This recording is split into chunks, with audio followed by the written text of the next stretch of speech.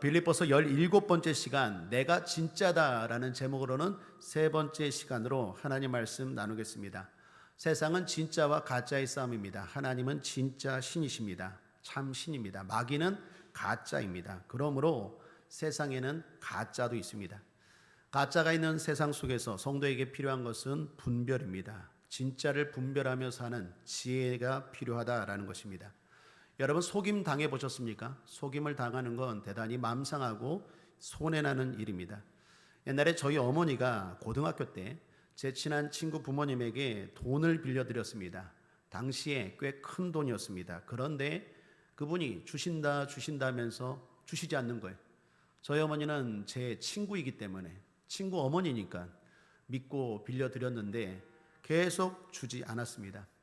결국에는 못 줄 형편인 걸 알고 저도 저희 어머니도 잊어버렸습니다. 어려운 사람 도왔다 생각하고 용서하고 잊어버렸습니다. 당시에는 꽤 큰 돈입니다. 지금 생각해도 꽤 큰 돈인데 그냥 잊어버렸습니다. 그런데 마음은 되게 상했습니다. 뿐만 아니라 그 친구와는 그 이후로 만나지도 못하게 되었습니다. 이처럼 속임을 당한다는 것 대단히 마음 상하고 힘들고 아픈 일입니다.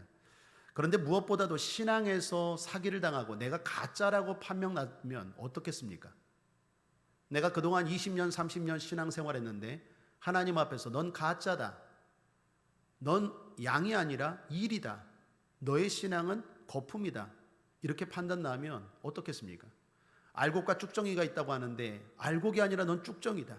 주여 주여 하는 자마다 다 천국에 들어갈 자가 아니라고 했는데 네가 바로 주여 주여 하는 자였다 라고 드러나면 어쩌겠습니까? 돈은 그냥 잊어버리면 됩니다. 그까짓 것 어려운 사람에게 나눠주었고 구제했다 생각하면 그냥 편안합니다. 좀 마음 상해도 잊어버릴 수 있습니다. 그러나 신앙이 가짜라고 판명나면 이거는 엄청난 문제입니다. 영생이 달린 문제 아닙니까? 한번 죽는 것은 사람의 정한이 있죠. 그 후에는 심판이 있다고 했는데 지옥이 있는 줄 믿습니다. 천국만 있는 게 아니라 지옥이 있습니다. 그런데 가짜라고 판명나면 어떻겠냐라는 것입니다. 그런 의미에서 우리는 우리의 신앙을 날마다 점검해야 합니다. 신앙생활은 운전과 같습니다. 운전해 보셨습니까? 운전할 때마다 계속해서 점검해야 되죠. 내가 가는 길이 잘 가고 있는가?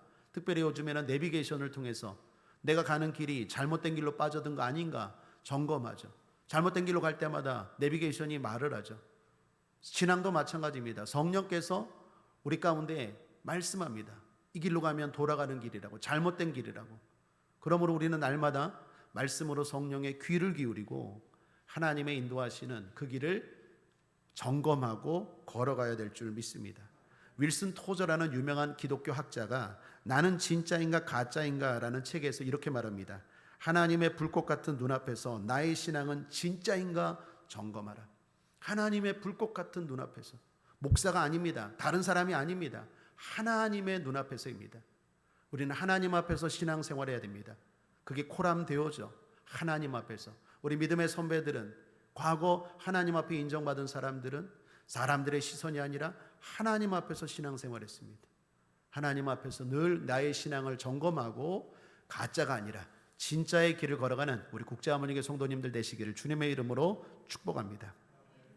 지금 우리는 빌립보서 말씀을 통해서 그러한 진짜 신앙이 어떤 것인지에 대해서 살펴보고 있습니다. 진짜를 분별하기 위해선 기준이 필요하겠죠. 여러분 기준이 있어야 그 기준을 근거로 이게 진짜다 가짜다 판명할 수 있지 않겠습니까? 참고로 성경을 다른 말로 캐논이라고 합니다. 캐논이라는 말은 자입니다. 자. 성경이 우리 인생의 기준, 자라는 거예요. 잣대. 그러니까 성경을 근거로 내가 진짜냐 가짜냐를 분별할 수 있다는 거죠. 그래서 날마다 말씀을 통해서 모든 것들을 검증해야 됩니다. 이것이 진짜인지, 성령인지 악령인지, 진리의 길인지, 잘못된 길인지, 천국 가는 길인지, 지옥 가는 길인지 기준은 성경입니다. 그러므로 오늘 빌립보서 말씀을 통해서도 우리가 나의 신앙이 진짜인지 아닌지를 살펴볼 수 있다라고 했습니다. 특별히 그 기준으로 지난 시간 세 가지를 말했다고 했죠. 세 가지가 뭡니까? 기뻐하라, 주의하라, 확인하라. 특별히 지난 시간까지 두 가지를 나누었습니다. 기뻐하라. 진짜 하나님의 자녀라면 주 안에서의 기쁨이 있어야 한다고 했어요. 여러분, 우리도 세상 사람들처럼 좋은 것 먹고 좋은 것 보고 좋은 데 가고 하면 기쁩니다. 그런데 그것만 기뻐한다면 그 사람은 가짜일 수 있습니다. 진짜 하나님의 자녀라면, 진짜 성도라면 그것 플러스 주 안에서 기뻐할 수 있어야 돼요. 주 안에 기쁨이 있어요. 주 안에서 기뻐하라가 뭐라고 했죠? 세 가지로 설명했죠. 주님으로 인한 기쁨, 주님의 일에 참여함으로 기쁨, 주님이 주시는 것으로 기쁨. 주님으로 인한 기쁨입니다. 바로 이런 거죠. 예배드림이 기쁨입니다. 사랑하는 여러분, 예배하는 게 기쁨이 되시기를 주님의 이름으로 축복합니다. 두려워서 무서워서 예배하는 게 아니라 예배 드리는 것 자체가 기뻐요. 기도하는 것 자체가 기쁘고 찬양하는 것 자체가 기뻐요. 주님으로 인한 기쁨이 있어요. 세상 사람들은 모릅니다. 가짜 성도는 몰라요. 야, 예배가 뭐가 기쁘냐? 지루하기만 한데 내가 그 시간에 딴 거나 하겠다. 가짜예요. 그러나 진짜 하나님의 자녀는 주님만 생각해도 기뻐요. 주님과 대화하는 기도가 기쁘고, 주님을 높이는 찬양이 기쁘고, 주님과 만나는 예배가 기뻐요. 주님으로 인한 기쁨이에요. 뿐만 아니라 주님의 일에 참여하는 게 기뻐요. 주님이 하신 일, 섬기는 일, 교회를 세우는 일, 영혼을 살리는 일, 이 땅을 구원하는 일, 그런 일에 참여하는 것이 기쁨이에요. 그런 기쁨을 누릴 줄 알아요. 뿐만 아니라 주님도 주시는 줄 믿습니다. 내 힘으로 얻는 게 아니라 하나님이 주시는 것으로 인해 기뻐요. 그래서 지난 시간 말씀드렸죠. 성도는 무엇을 하든지 기도하고 하라고. 왜요? 기도하고 하면 탈이 없어요. 물질을 주셔도 근심을 겸하여 주지 않는다고 했죠. 힘을 주셔도 독수리 날아온 같은 새 힘을 주셔서 다른 박질해도 곤비치 아니하고 걸어가도 피곤치 아니한 새 힘을 주신다고 했죠. 약을 먹어도 기도하고 먹고 병원을 가도 기도하고 해야 돼. 왜요? 하나님이 주시는 건강, 하나님이 주시는 물질, 하나님이 주시는 모든 것들은 부작용이 없어요. 뿐만 아니라 우리의 상식을 뛰어넘는 은혜와 효과가 있는 줄 믿습니다. 그게 있는 사람들, 다시 말하여 간증이 있는 사람들, 그 사람이 진짜라고 했습니다. 두 번째 기준은 뭐였죠? 주의하라, 삼가라고 했죠. 빌립보서 3장 2절에 세 번이나 나오죠. 삼가라, 삼가라, 삼가라. 바울이 특별히 이 부분 강조했죠. 내가 이 말을, 같은 말을 계속 반복하는 것이 나에게는 부끄럽지 않다고, 수고롭지 않다고, 그리고 오히려 너희들에게는 안전하다고. 왜 그렇습니까? 왜 이 말을 합니까? 우리를 유혹하고 우리를 가짜로 이끄는 많은 세력이 있기 때문입니다. 여러분, 오늘날도 보십시오. 얼마나 많은 교회가 있습니까? 얼마나 많은 교회가 많습니까? 그런데 그 교회들마다 잘못된 교회, 나쁜 교회, 악한 교회들이 얼마나 많습니까? 뿐만 아니라 성경을 가지고 접근하는 이단들이 얼마나 많습니까? 이단들 보십시오. 다 성경 가지고 옵니다. 그래서 우리는 늘 삼가고 주의해야 돼요. 그렇지 않으면 어느 순간 속임당하는 거예요. 제가 아는 어떤 의사 선생님이 최근에 보이스피싱을 당했대요. 아니, 의사 선생님이면 똑똑하지 않습니까? 근데 보이스피싱을 당했대요. 의사인데도. 여러분, 의사만 제가 경험했으니까 그렇지 검사 중에는 없었을까요? 경찰 중에는 없을까요? 교수님 중에는 없을까요? 있을 거라고 생각해요. 그만큼 사람이 속기가 쉬운 거예요. 그래서 바울이 말합니다. 너희들이 믿음이 좋건 오래 신앙생활했건 내가 이렇게 말하는 게 수고롭지 않다. 계속 같은 말을 반복하는 게 너희에게는 안전하다. 왜요? 그만큼 유혹이 강하기 때문이에요. 그런 의미에서 제가 또 말씀드리고 여러분에게 잔소리처럼 들릴지라도 또 말씀드립니다. 주의하시길 바랍니다. 깨어있길 바랍니다. 마지막 때 양의 탈을 쓴 늑대, 이리들이 많아요. 그래서 잘못된 길로 나아갑니다. 이단이 뭡니까? 다르리 끝단이에요. 비슷하게 가다가 마지막에 살짝 다른 게 이단이라는 뜻이에요. 그러므로 우리는 주의하고 또 주의해야 되겠습니다. 특별히 삼가라고 말할 때 무엇을 삼가라고 말합니까? 개들, 행악자들, 손할례당. 하나의 상징이라고 했죠. 거기에는 함축된 의미가 있다고 했습니다. 개들, 뭘 의미합니까? 거짓된 지도자들, 이단과 사이비 같은 교주들 주의하라는 것입니다. 뿐만 아니라 개가 성경에서 의미하는 게 뭡니까? 반복을 하는 것, 죄를 반복을 하는 걸 개로 표현한다고 그랬죠. 우리도 마찬가지입니다. 똑같은 죄를 짓고 또 짓고 또 짓고 하는 것, 이거 주의하라는 거예요. 하나님은 우리가 죄를 졌다고 심판하는 게 아니라 엄밀하게 말하면 죄를 계속할 때 심판하십니다. 그러므로 회개가 능력입니다. 회개할 때 회복하십니다. 성도는 회개의 능력을 가진 사람이 되어야 돼요. 의인은 없나니 하나도 없다고. 우리도 넘어집니다. 죄를 짓습니다. 넘어집니다. 그런데 중요한 건 빨리 돌이켜야 됩니다. 그렇지 않고 계속 반복되는 것, 그거 주의해야 됩니다. 뿐만 아니라 뭐 주의해야 됩니까? 행악자들 주의하라고 말합니다. 함축된 의미가 있다고 했죠. 행위를 강조해서 구원을 받는다라는 것 주의하라고 했습니다. 마지막 손할례당을 주의하라고 했죠. 이건 위선이라고 했죠. 겉과 속이 다른 것. 그러면 거짓 지도자들 주의해야 되고, 똑같은 죄를 반복하는 것 주의해야 되고, 뿐만 아니라 행위로 구원받는다는 것 주의해야 되고, 겉과 속이 다른 위선을 주의하라. 이 사람들이 진짜다라고 했습니다. 자, 그리고 오늘입니다. 오늘은 내가 진짜다, 내 신앙이 진짜다라는 제목으로는 마지막 시간입니다. 기준이 뭡니까? 확인하라입니다. 3절 말씀을 함께 읽겠습니다. 오늘 설교 말씀의 본문입니다. 시작. 하나님의 성령으로 봉사하며 그리스도 예수로 자랑하고 육체를 신뢰하지 아니하는 우리가 곧 할례당이라. 우리가 곧 할례당이라. 오늘날로 말하면 우리가 곧 진짜다. 내 신앙이 진짜다. 내가 바로 구원받은 하나님의 참 자녀다라는 것입니다. 공교롭게도 여기는 명확하게 세 가지가 나오죠. 어떤 사람이 진짜라고 말합니까? 첫 번째로 하나님의 성령으로 봉사하는 사람이 진짜 성도래요. 사랑 여러분, 성도는 봉사해야 됩니다. 봉사는 의무이자 특권입니다. 봉사할 때 하나님의 상이 있고 하나님의 은혜와 축복이 있죠. 하나님은 공짜가 없으십니다. 심으면 거두게 하십니다. 거두게 하시되 누르고 흔들어 넘치도록 거두게 하십니다. 그러므로 성도에게 봉사는 의무이기보다는 특권입니다. 드릴 수 있음이 특권입니다. 쓰임받는 것이 축복입니다. 사용되어지는 것이 은혜입니다. 바울은 하나님 앞에, 하나님의 사람들은 하나님 앞에 쓰임받는 것에 대해서 늘 감사하고 기쁨으로 여겼어요. 수많은 사람들이 있는데 나를 불러주시고 사용한다는 게 얼마나 감사합니까? 얼마나 축복입니까? 이 땅에서 받고 저 하늘에서 받고, 이거는 뭐 복리 투자 아닙니까? 이보다 더 좋은 투자가 어디 있겠습니까? 그러므로 봉사해야 됩니다. 그런데 봉사할 수 있는 힘도 하나님이 주세요. 베드로전서 4장 11절에 만일 누가 말하려면 하나님의 말씀을 하는 것 같이 하고 누가 봉사하려면 하나님의 공급하시는 힘으로 하는 것 같이 하라. 봉사할 때 하나님이 공급하시는 힘이 있어요. 성령님이 도와주십니다.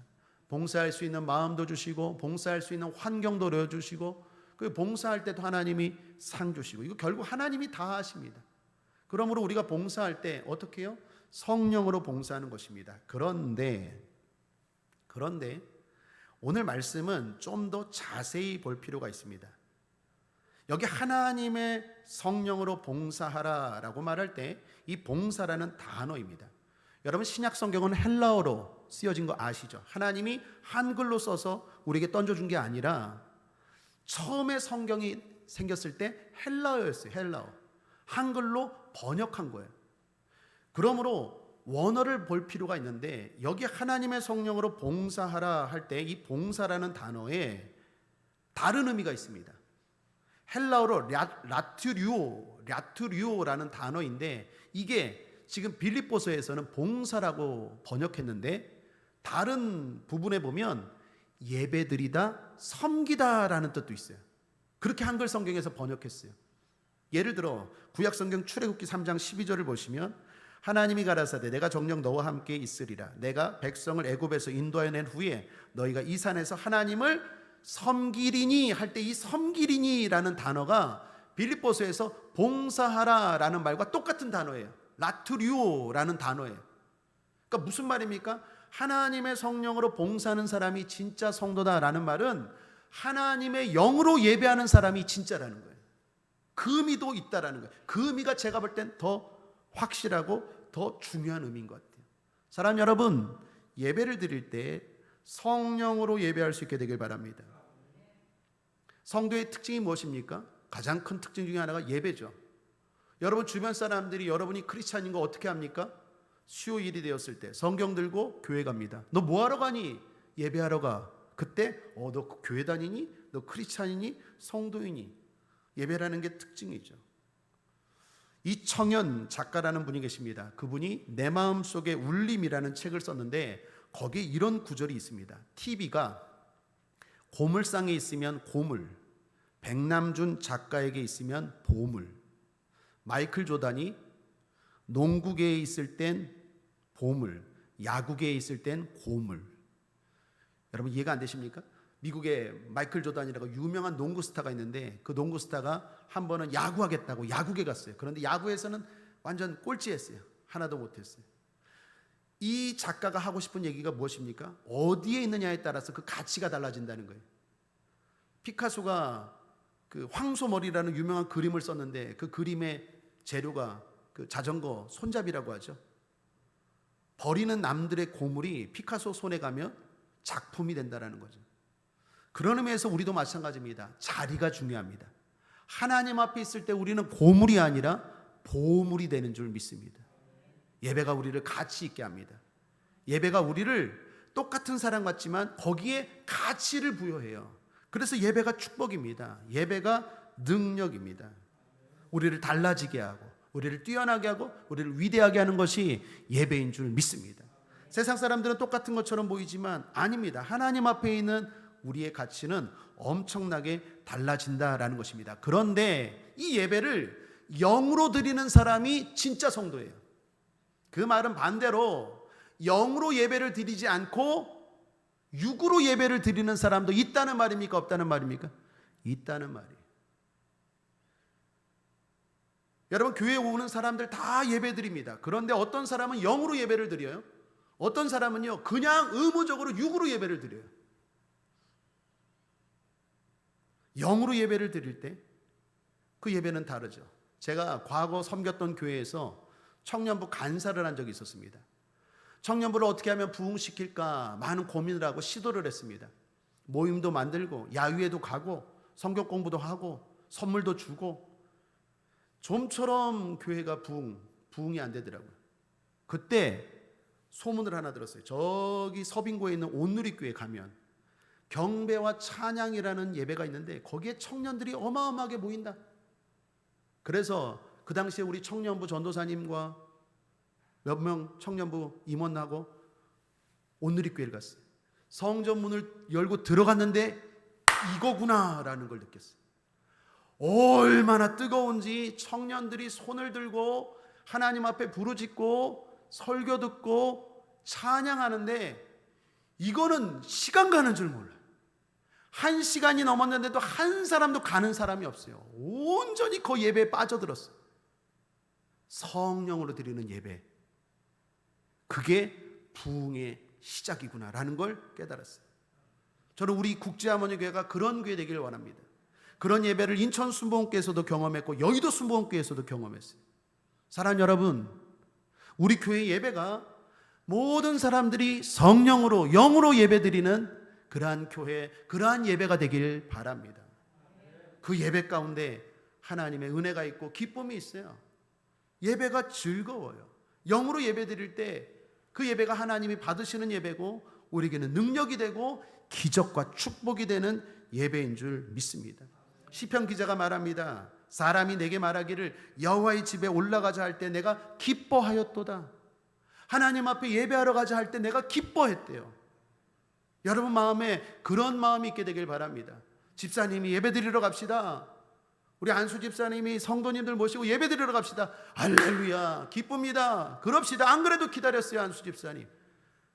그런 예배를 드리는 사람은요 영으로 드리는 예배자예요. 근데 그렇지 않은 사람들은요 예배가 죽을 맛입니다. 시간 가는 게 너무 힘들어요. 과거에 교회에서 장로님들이 장로의 모임을 하는데 한 번은 저보고 와서 말씀을 증거해 달래요. 영광입니다. 저 같은 걸 불러주셔서 말씀을 듣겠다니. 제가 갔죠. 그런데 총무장로님이 저에게 말씀하시더라고요. 목사님 30분만 설교하셔야 됩니다. 30분 설교 넘어가면 안 됩니다. 그러더라고요.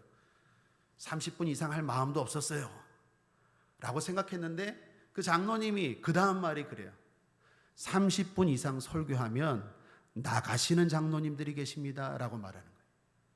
제가 그 말을 듣고 너무 마음이 아팠어요. 30분 이상 설교하면 나가시는 장로님이 계시대요. 여러분, 제가 왜 마음이 아팠을까요? 하나님 앞에서 예배드리는데 그런 모습을 보일까라는 생각보다 얼마나 예배가 영으로 드리지 않으면 그렇게 행동하고 그렇게 생각할까, 제가 안타깝고 불쌍하더라고요. 사랑하는 여러분, 영으로 예배하시길 바랍니다. 칼 루이스라는 종교 철학자가 이런 말을 했어요. 춤추는 사람이 스텝을 밟으면서 박자를 마음속으로 헤아리고 있다면 그 사람은 춤을 추는 사람이 아니고 춤을 배우는 사람입니다. 대단히 공감 가는 말 아닙니까? 춤을 추는 사람이 원, 투 이거 춤을 추는 겁니까? 배우는 겁니까? 배우는 거죠. 예배도 마찬가지. 예배 드리는 사람이 10분, 20분, 30분 왜 예배 안 끝내는 거야? 이거 예배를 배우는 사람입니까? 예배를 즐기는 사람입니까? 성령으로 예배를 드리는 사람은 시간 가는 줄 몰라요.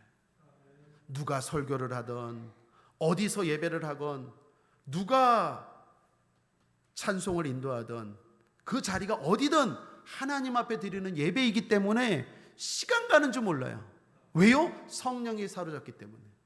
그런데 영으로 예배하지 않는 가짜 성도는 늘 불평이 많아요. 오늘은 설교가 길고, 오늘은 찬양이 은혜가 안 되고, 오늘은 덥고, 오늘은 춥고, 뭐가 말이 많아요. 이거는 뭐라 그러는 게 아니라 불쌍한 거예요. 차라리 그 시간에 예배 안 드리고 집에서 아니면 다른 데 갔으면 얼마나 좋았겠습니까? 사랑하는 여러분, 예배의 기쁨을 하시길 바랍니다. 그러기 위해서는 성령으로 예배 드려야 되고, 그러기 위해서 한 가지만 덧붙입니다. 감정을 내려놓으십시오. 한번 따라하겠습니다. 감정을 내려놓자. 여러분, 마귀는 어떻게 하든지 우리가 예배 드리지 못하게 합니다. 그러기 위해서 마음을 상하게 해버려요. 시험 들게 합니다. 특별히 설교자에게 시험 들게 합니다. 설교자에게 시험을 들면 어떨까요? 예배가 싫어져요. 성도 간에 다투게 합니다. 그러면 교회 가기가 싫어져요. 왜 그렇게 합니까? 예배 못 드리게 하기 위해서. 그래서 예배 드리기 전에는요, 마음을 내려놔야 돼요. 마음을, 생각을 내려놔야 돼요. 그리고 나서 성령님 인정합니다, 환영합니다, 모셔드립니다, 의지합니다 할 때 성령이 역사하시고, 성령이 역사할 때 우리의 마음이 바뀝니다. 마음이 바뀔 때 환경도 바뀝니다. 그런데 많은 사람들이 성령 충만한 예배, 영적인 예배, 은혜 받는 예배, 복 받는 예배, 능력이 함께하는 예배를 경험하지 못하는 이유가 뭐냐? 감정을 가지고 와요. 이 마음을 가지고 와요. 불편한 마음, 복잡한 생각, 이런 것들을 가지고 이걸 털어내버려야 돼. 성령이 역사하는데 이걸 그대로 가지고 와서 예배를 드리니까 도대체 예배가 안 되는 거예요. 그걸 또 마귀가 어떻게 해요? 수도 없이 이용합니다. 그러니까 영으로 드리는 예배가 안 되는 거예요. 사랑하는 여러분, 성령이 역사할 수 있도록 여러분의 감정을 내려놓으시길 바랍니다. 감정은 수시로 바뀝니다.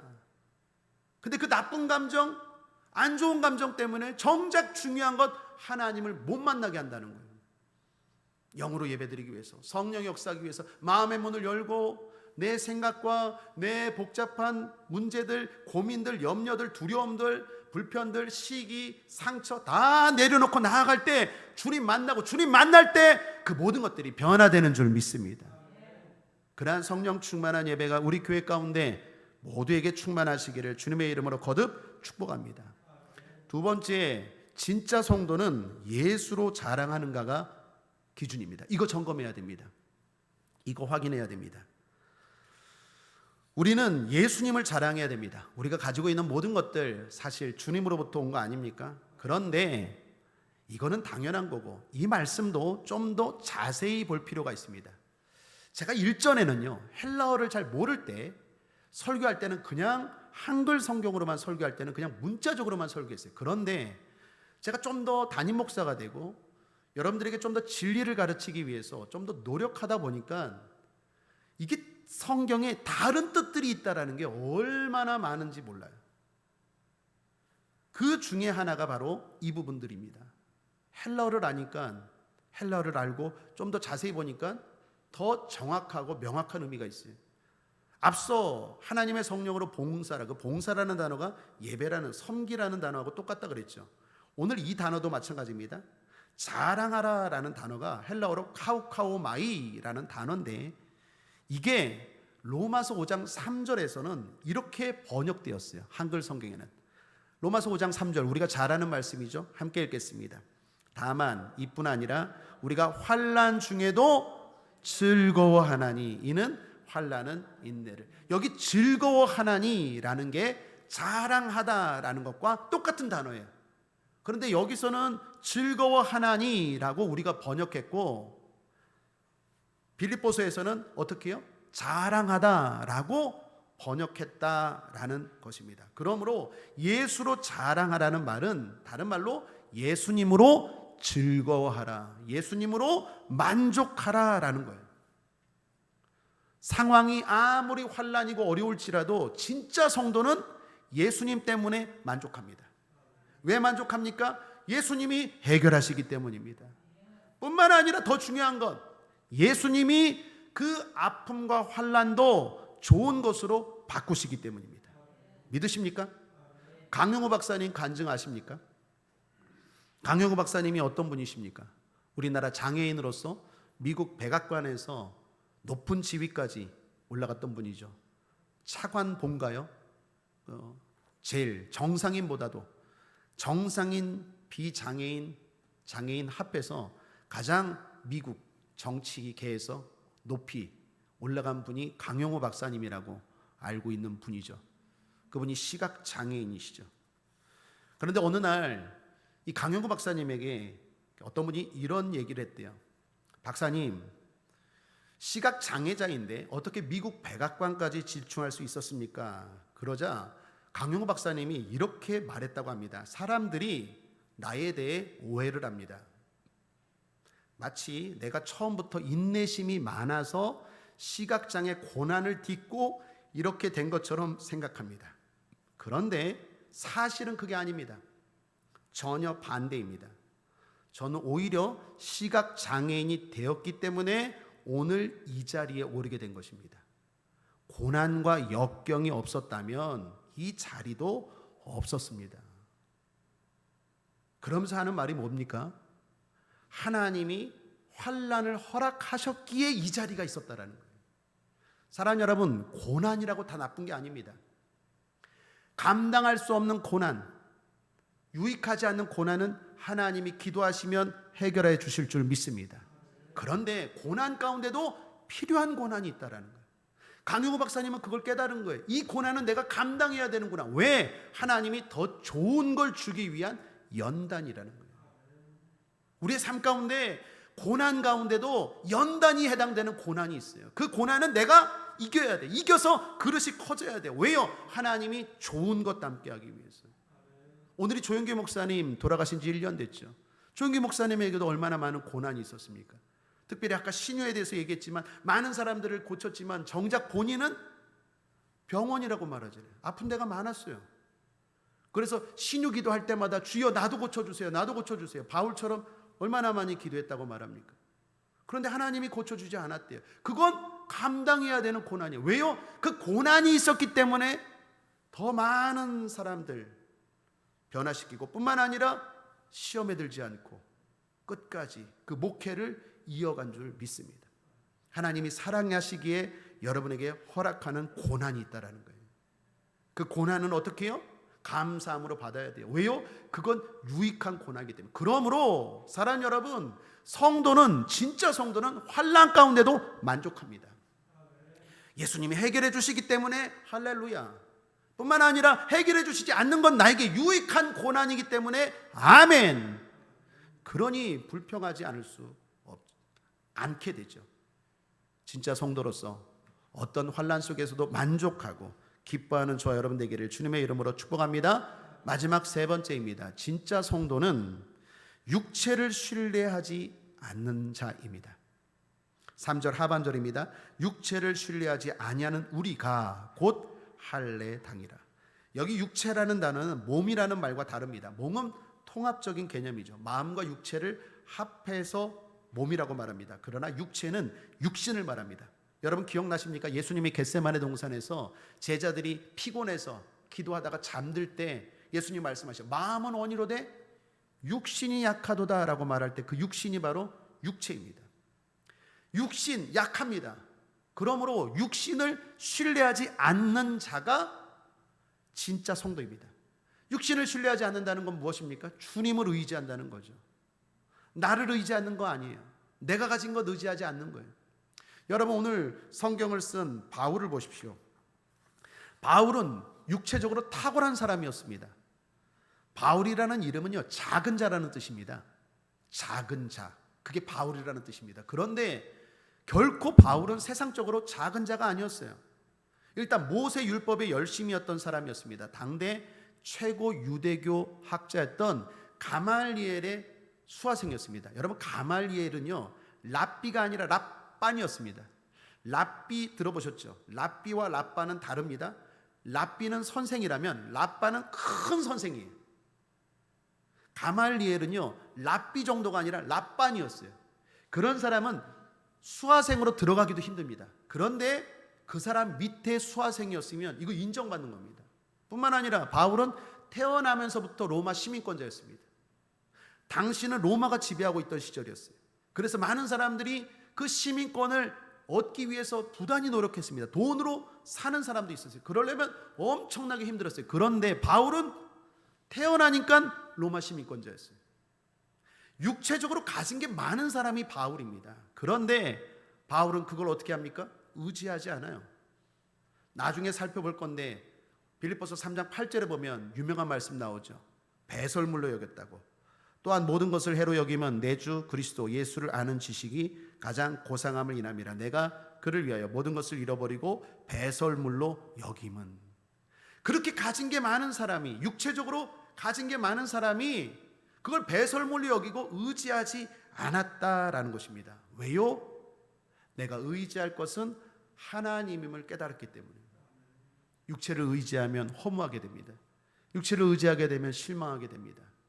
그러므로 믿을 분은 세상에 하나밖에 없습니다. 오직 주님밖에 없는 줄 믿습니다. 사랑하는 여러분, 진짜 성도는 주님을 의지합니다. 그리고 사람은 사랑합니다. 우리가 의지할 분은 주님입니다. 여러분이 가진 육체, 가진 돈, 가진 명예, 가진 그 어떤 것도 의지하지 않게 되기를 주님의 이름으로 축복합니다. 이런 재미있는 글을 읽었습니다. 토마스 로렌스라는 사람의 일화입니다. 1919년 파리에서 평화회담이 진행될 때입니다. 이 사람이 아랍 대표들과의 중재 역할을 맡았다고 합니다. 그래서 아랍 대표단이 왔을 때 프랑스에서 호텔을 잡아주고 프랑스 여기저기를 안내해주는 역할을 이 로렌스라는 사람이 맡았대요. 그런데 아랍에서 온 사람들, 대표들이 가장 프랑스에서 인상 깊었던 게 있었다고 합니다. 그게 프랑스 하면 루브르 박물관 있죠. 그것도 아니고 뭐 파리 에펠탑 있죠. 에펠탑도 아니고 가장 인상 깊었던 게 뭘까요? 호텔에 목욕탕이었대요. 목욕탕. 1919년이니까 지금으로부터 대단히 오래된 얘기죠. 그 목욕탕에서 뭘 보고 그렇게 감명을 받고 인상 깊었을까요? 수도꼭지. 수도꼭지를 트니까 물이 콸콸콸 나오는 거예요. 여러분 아랍은 다 사막이잖아요. 수도꼭지를 트니까 물이 그냥 잘잘잘 나오는데 이게 너무 신기하고 너무 부러운 거예요. 그래갖고 회담이 끝나고 이제 고국으로 돌아가려고 그러는데 난리가 났어요. 호텔에서. 왜요? 그거 다 떼가려고 뜯어버린 거예요. 부셔갖고. 그 로렌스가 호텔 사람들의 연락받고 갔어요. 그랬더니 아랍 대표 사람들이 호텔 방마다 그 수도꼭지들을 다 두들겨 부셔갖고 그걸 다 쟁여놓은 거예요. 가방에. 이 로렌스가 어떻게 할까요? 설명했대. 이거 왜 가져갑니까 이거? 우리 사막에 마당에 이거 좀 꽂아놔서 물 좀 콸콸 흘리게 하려고 설명을 해드렸죠. 여러분 잘 알죠. 이게 이 수도꼭지에서 물이 나오는 게 아니라 이 수도꼭지가 저기 수통 큰 물탱크에 연결이 돼서 그래서 이걸 틀면 물이 나오는 거지 이거 꼭지만 가져간다고 되는 게 아니에요. 그제서야 아랍 대표들이 깨달았대요. 실제 있었던 일화라고 합니다. 사랑하는 여러분, 우리도 그렇지 않습니까? 우리의 능력은 보이지 않는 예수 탱크인 줄 믿습니다. 예수 근원지인 줄 믿습니다. 그런데 그냥 눈에 보이는 수도꼭지가 나에게 물을 준다고 생각해요. 수도꼭지가 뭡니까? 그게 육체예요. 그게 물이 나오는 것은 예수님께 연결되어 있기 때문에 물이 나오고 능력이 임하는 줄 믿습니다. 거기에 연결되지 않은 수도꼭지는 아무 소용이 없는 것처럼 주님께 연결되지 않은 나의 육체의 건강, 육체의 지식, 육체의 명예, 육체의 그 어떤 것도 아무 소용이 없어요. 우리가 의지할 분은 오직 주님인 줄 믿습니다. 그리고 그 사람이 지혜로운 사람이고 진짜 성도입니다. 우리는 그런 의미에서 진짜 성도인 줄 믿고 또 앞으로도 계속 진짜 성도가 되기를 주님의 이름으로 축원합니다. 자기를 부인하십시오. 한번 따라할까요? 나는 부족합니다. 내게 능력 주시는 자 안에서만 할 수 있습니다. 이 고백을 늘 하시길 바랍니다. 그럴 때 약할 때 강함된다는 성경의 역설의 진리가 우리의 삶 가운데 이루어질 줄 믿습니다. 그리스도인들은 약하다 하는 사람이 오히려 진짜 강한 사람입니다. 주님 앞에 여러분의 약함, 여러분의 부족함 고백하십시오. 육체를 의지하지 말고 하나님을 의지할 때 오히려 세상이 알 수 없는 지혜와 능력과 건강으로 힘있게 살게 될 줄 믿습니다. 말씀을 정리합니다. 오늘로써 내가 진짜다라는 제목으로 3번 은혜를 나누었습니다. 오늘은 확인하라라는 기준으로 3가지를 살펴보았습니다. 진짜 성도인지 가짜 성도인지 이 기준으로 살펴보십시오. 나는 하나님의 성령으로 봉사하고 예배하고 있는가? 아니면 육체로 의무적으로 봉사하고 예배하고 있는가? 나는 예수로 자랑하고 만족하고 있는가? 아니면 나를 자랑하고 만족이 아니라 불만이 넘치는가? 나는 육체를 신뢰하는가? 아니면 주님을 의지하는가? 기도하겠습니다. 하나님 아버지 감사합니다. 우리 모두 진짜 성도 되길 원합니다. 성령님 도와주시옵소서. 날마다 우리의 신앙을 점검하여서 주님 앞에 섰을 때 후회하는 일, 황당한 일 없도록 하나님이 우리를 붙잡아 주옵소서. 거짓이 많은 세상입니다. 아버지 하나님, 그래서 더욱더 우리의 신앙을 돌아보고 살펴보는 것이 중요합니다. 오늘 특별히 3가지 기준으로 우리의 신앙을 확인하고 점검함으로 말미암아 정말로 주님 앞에 칭찬받는 천국 백성으로 살아가게 하여 주옵소서. 우리를 유혹하는 원수 사탄 마귀 예수 이름으로 명하노니 떠나갈지어다. 흑암의 권세 어둠의 세력 물러갈지어다. 감사드리며 예수님의 이름으로 축복하고 기도했습니다. 아멘.